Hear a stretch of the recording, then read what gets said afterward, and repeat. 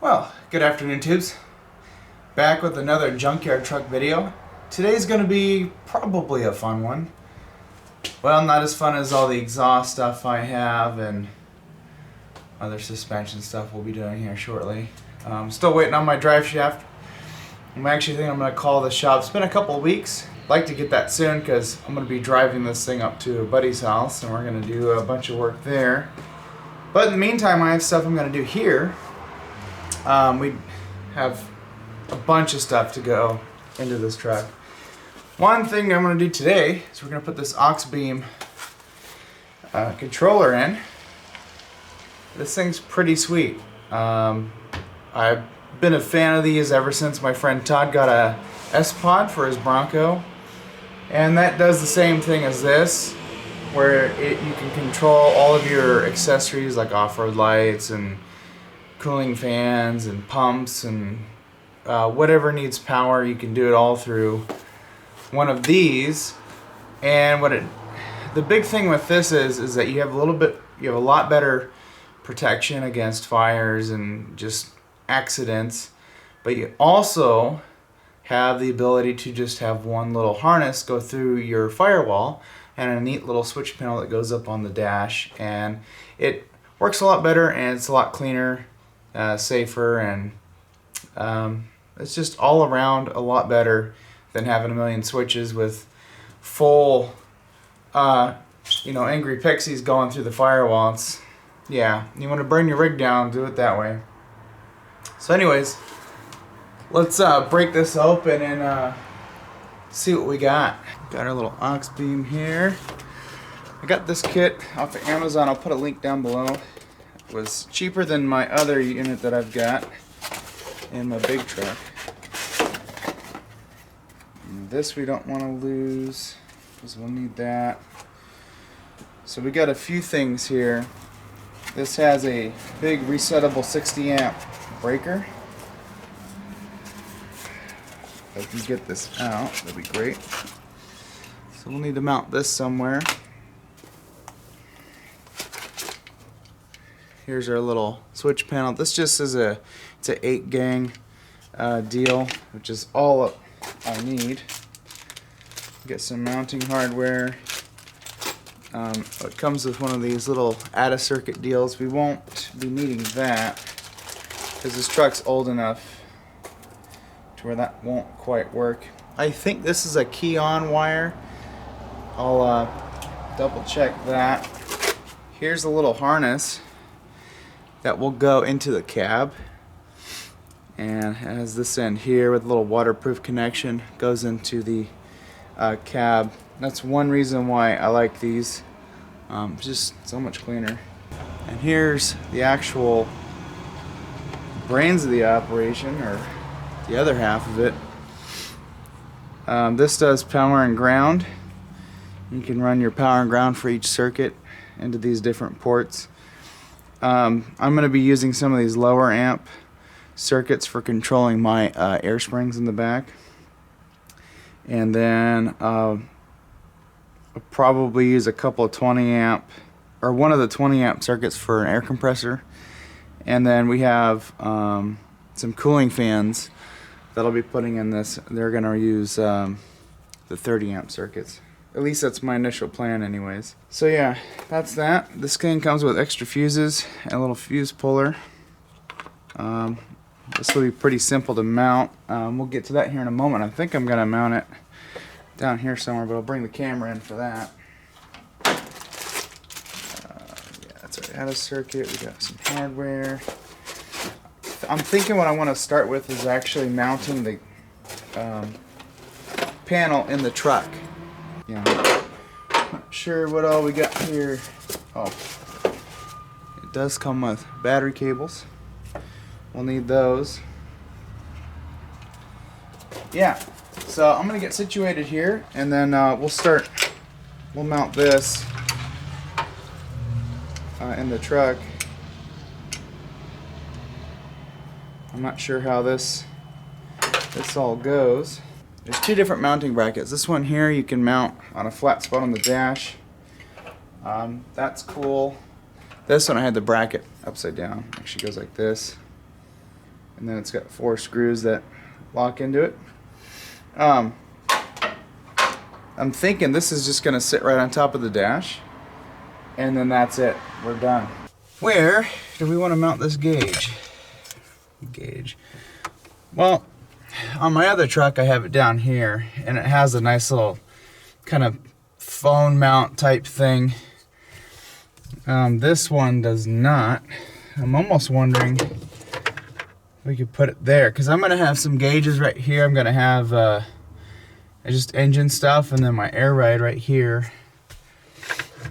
I'm thinking we could probably put this right here, which would mean this bracket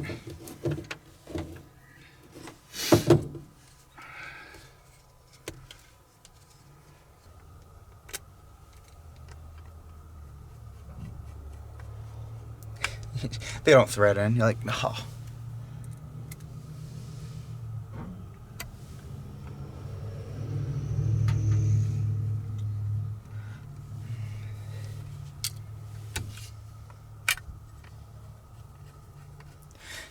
One of my cats is in the engine bay.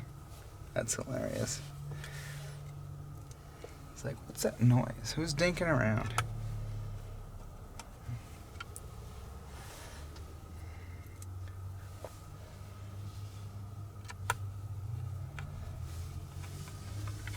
You know, you just turn those until you hear something crack. We'll hold our cable in. Come on, cat. So if I mount this over here, I'm kind of thinking I want this harness to kind of come back and sneak over, and it's going to come down here. So it's the only thing I don't like about this particular kit.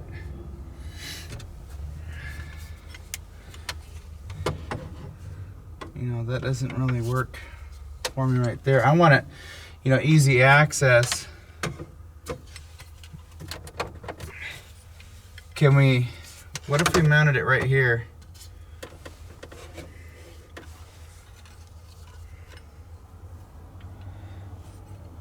The thing is, I want my wiring to be pretty clean. I don't want it to be just dangling. I guess it could, we could do something like that.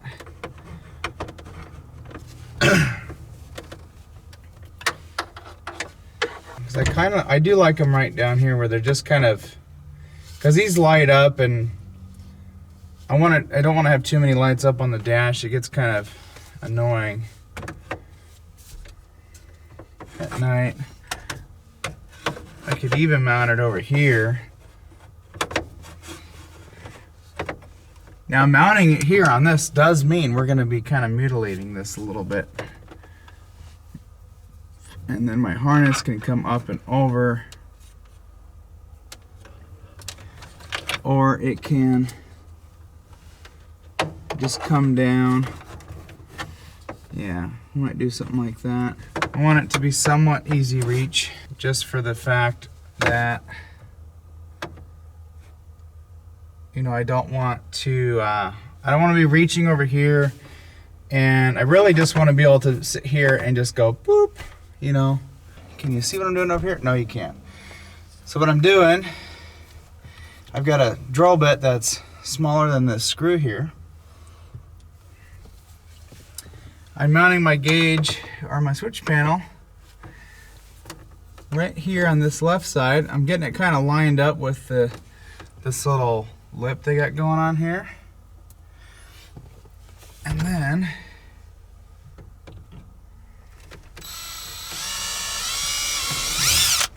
drill a small hole.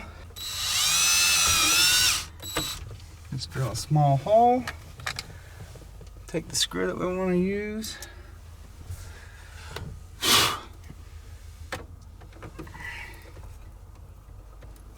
And thread her in. So that's what we're looking like right there.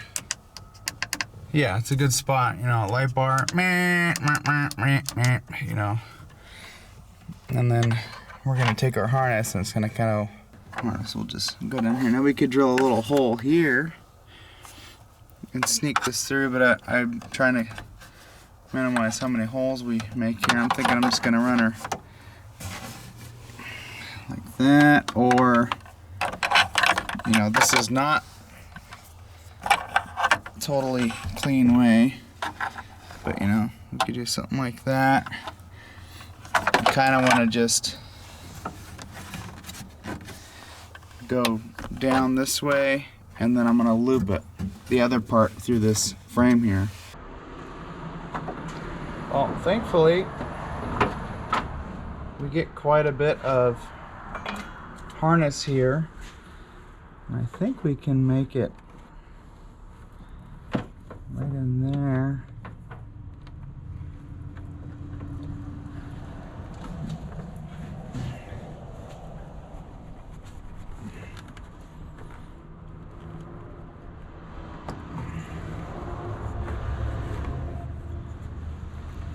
Nice.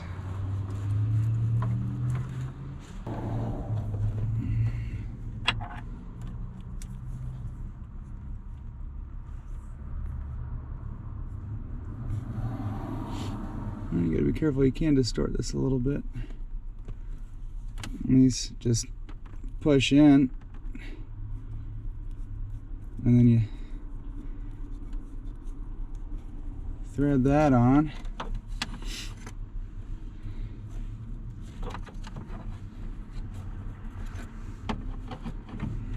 I can probably get a little hold down thing right here to hold that there. Yeah. So on my other truck, I mounted my box like right here. And it looks like we can do the same thing. We can catch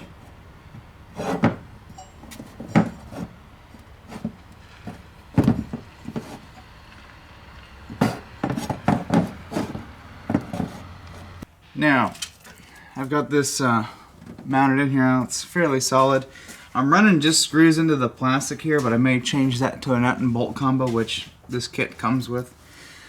So mounting's kind of what the instructions are hinting at, but I'm gonna mount this my own way, just slightly different. As long as it's on there solid, that's all that matters. So this wire here plugs into this 2-pin terminal down here on the AUXBEAM. This would go to your accessory or key on. I don't run those simply because I would just rather control the thing manually.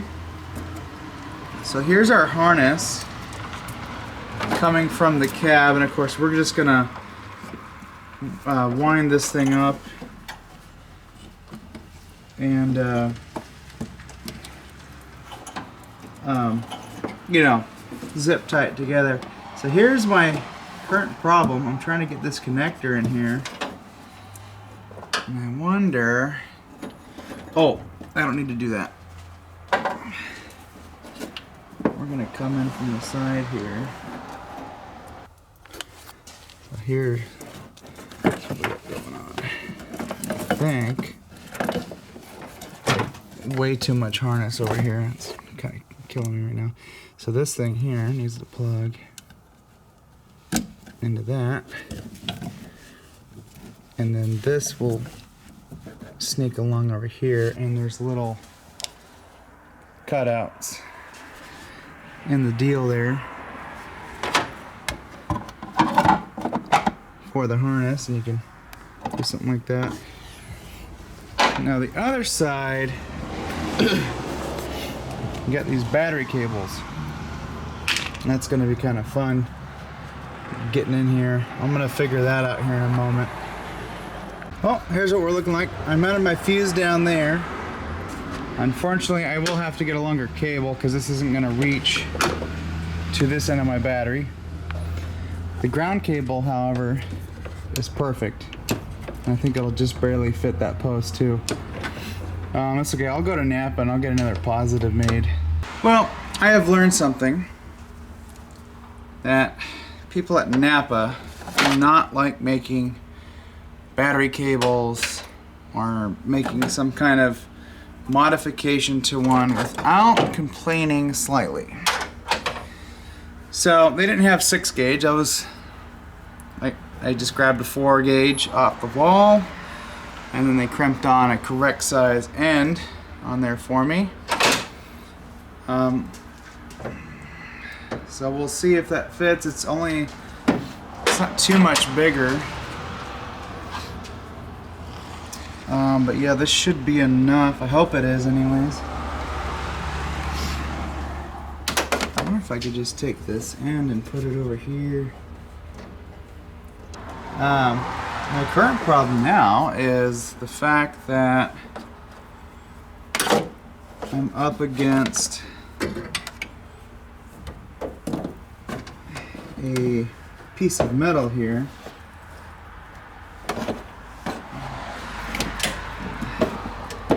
Everything's a little cold, so it's like not wanting to cooperate. Let's see if we can do this without breaking our new fuse panel here.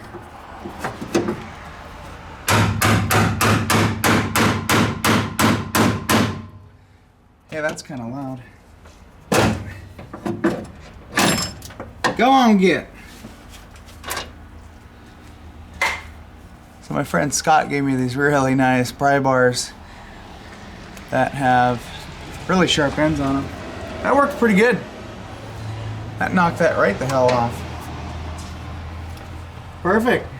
I'm gonna start making my own cables because it's getting real annoying. You know, needing a cable made, a specialty one, when I could just do it myself. And what I hate is, you know, sometimes I really am pretty adamant about having a custom cable made because I can get the exact length that I want and I can have the, you know, the correct style and just, you know, there's a lot of benefits or reasons why I would want to spend the money for, you know, a custom cable. And when I go in there and I just say, hey, I just want this cable, and they're like, oh, have you checked the shelf to see if there's one under your... It's like, dude, I'm paying you money to make these cables. Just a little frustrating. So we got that on there. And then what I wanted to do was take this power lead, sneak it along.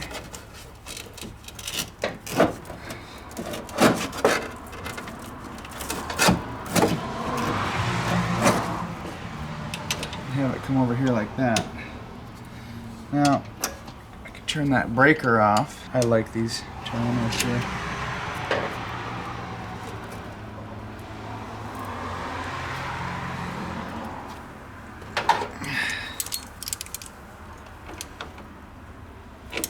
Snug. So there, that's kind of clean. Let's see. Nope, that's definitely a 10.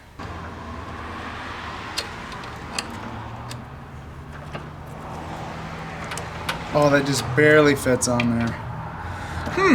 We're gonna have to fix that.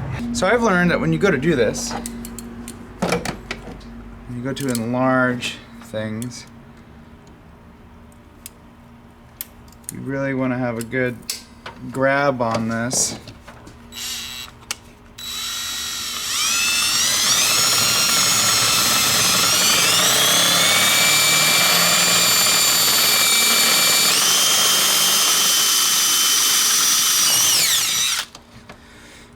Because if you don't, this is just wad up on the drill bit and then you're like, uh-oh.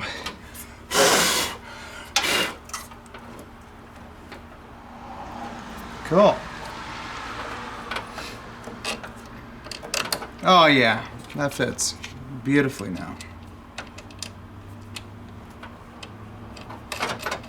I zip tied the harness and everything that was all dingle-dangling right here and tucked it behind the brake booster. Put a zip tie on it. kind of what we're looking like. So yeah, guess we're done with that install. Pretty sweet, huh? Okay, so this one apparently has to have a key on in order for it to turn on. The VO switch, I can program it to not need a key on deal. So yeah, anyways, I got key on. I just tapped into my fuel pump relay trigger wire, and that turns this thing on. And so it's actually off.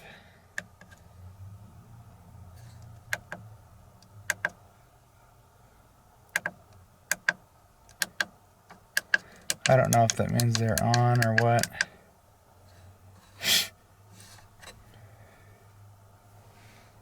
Whoa, that's... What? That's cool. You put your... So... Whoa, that's neat.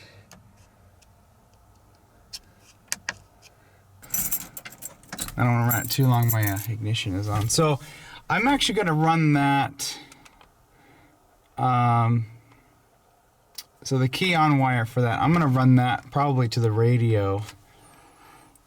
Because what I don't like is I don't want to have to run the truck. I don't want to keep it on the run position in order to have that on. So yeah, I think that's what we're going to do. So we'll get that to a little bit later. I'll end up doing that separately on a different video. This will actually, this will get wired in with my gauges. So the gauges will come on whenever the radio is active. Well, later I'll come back and add a little hold down to this, so it's probably right up against with that screw. Something like that, maybe like that. But yeah, yeah, it's got to have that key on deal, which I think is kind of weird. That is the sensor right there, so whenever you put your hand over it, it'll dim it. Or if it's too bright out, this will light up. Or if it's if there's not enough light, it'll dim itself, so it's not blinding you. I believe it has two colors. It's blue and green. I typically have these on green, so that's what I'll change it to. But yeah, I think I like that.